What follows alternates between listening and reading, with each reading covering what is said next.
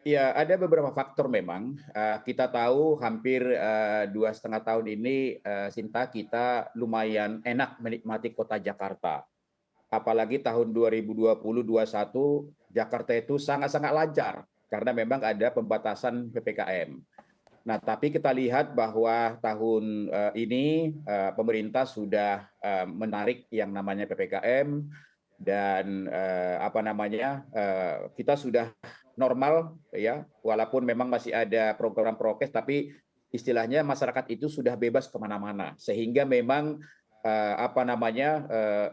aktivitas masyarakat yang tinggi ini membuat kepadatan lalu lintas. Nah, itu pertama. Yang kedua, kita lihat yang paling urgent adalah bahwa memang antara pertumbuhan kendaraan di Jakarta dengan ruas jalan itu tidak seimbang. Data tahun 2022 saja di Jakarta itu ada sekitar 26,37 juta yang namanya unit kendaraan, di mana 65% itu adalah kendaraan bermotor. Jadi bisa dibayangkan dengan jumlah jutaan daripada motor, kemudian juga dengan jumlah mobil angkutan umum yang begitu banyak, di samping di sisi lain bahwa infrastruktur itu ruas jalan tidak seimbang. Memang ini sesuatu yang harus dipikirkan oleh pemerintah DKI Jakarta, apa solusinya.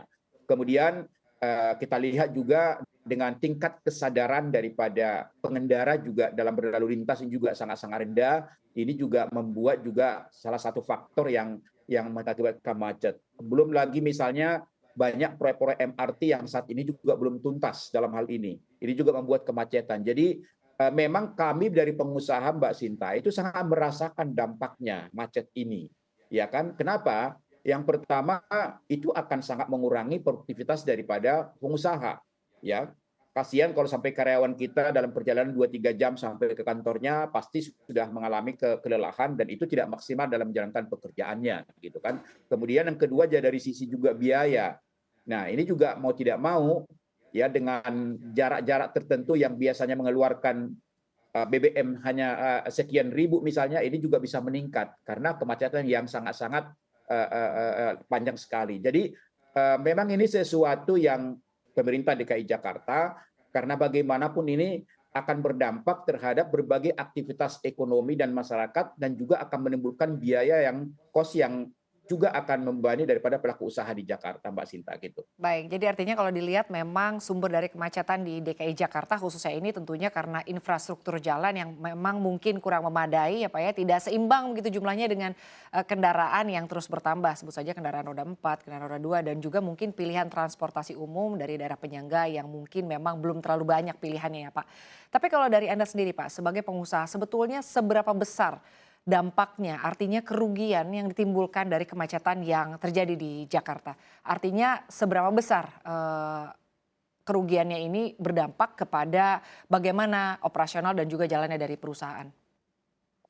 Ya, pertama ya, dari data ya, tahun 2019 itu ada penelitian dari World Bank ya, Bank Dunia menyatakan bahwa di Jakarta itu kerugian akibat daripada kemacetan ini mencapai 65 triliun per tahun. Ya, itu dari World Bank. Kemudian juga dari Badan Pengelola Transportasi Jabodetabek itu juga memperkirakan bahwa kemacetan di Jabodetabek itu mengakibatkan kerugian ekonomi senilai 71,4 triliun dalam hal ini. Nah, kemudian juga dari kajian tersebut, pemborosan BBM itu mencapai 2,2 juta liter ya dalam hal ini di Jabodetabek. Jadi artinya memang bahwa dari sisi kerugian itu sudah sangat-sangat tinggi. Ya, jadi dari sisi kerugiannya itu sudah tinggi, kemudian juga dari aspek kinerja produktivitas juga akan sangat-sangat menurun. Nah, ini kalau katakanlah ini berkepanjangan, saya rasa juga sangat-sangat merugikan dari pelaku usaha dan masyarakat dalam hal ini. Nah, sehingga memang perlu suatu terobosan baru ya, bagaimana agar kemacetan ini bisa dikurangi dalam hal ini. Nah, contohnya misalnya begini Mbak Sinta, hal-hal yang sederhana aja kita lihat ya, bahwa masih banyak misalnya nih ASN aja, nggak jauh-jauh lah ASN, dia bertempat tinggal di Jakarta Timur, kerjanya di Jakarta Barat. Tinggalnya di Jakarta Barat, kerjanya di Jakarta Timur.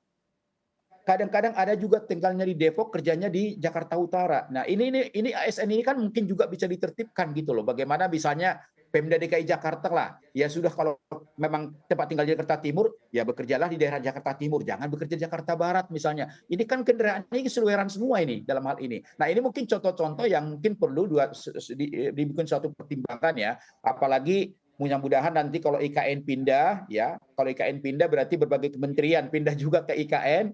Nah, ini juga sangat efektif mengurangi. Tentu memang kita harapkan adalah bagaimana percepatan berbagai pembangunan infrastruktur, terutama adalah mengenai transportasi umum.